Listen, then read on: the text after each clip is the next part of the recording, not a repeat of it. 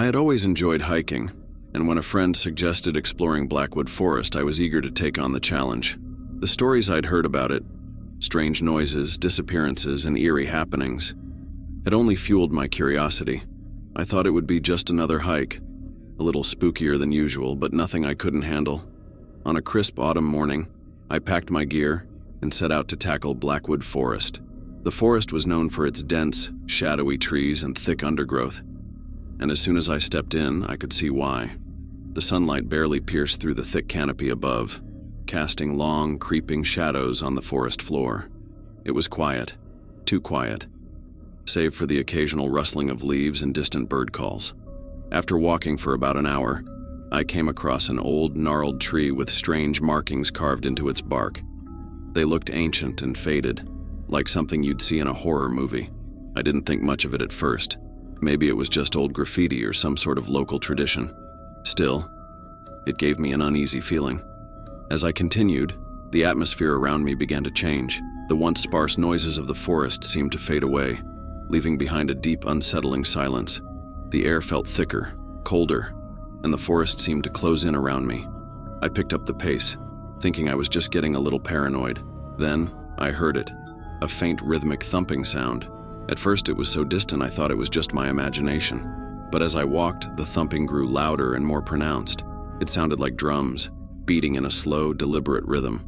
I tried to pinpoint where it was coming from, but the sound seemed to come from all directions, surrounding me.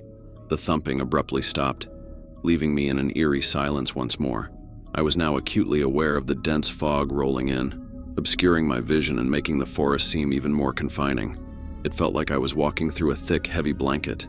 The once familiar trail now seemed foreign and confusing. I glanced around trying to find a recognizable landmark, but everything looked the same. As I walked deeper into the forest, the feeling of being watched grew stronger.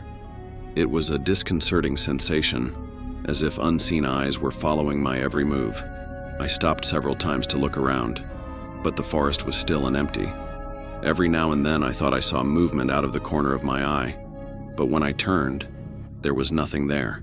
The forest seemed to shift around me, with paths I had previously walked now disappearing or leading me in circles. I found myself disoriented, with no clear sense of direction. The light was fading fast, and the fog was thickening. My flashlight flickered, and then went out completely, plunging me into darkness.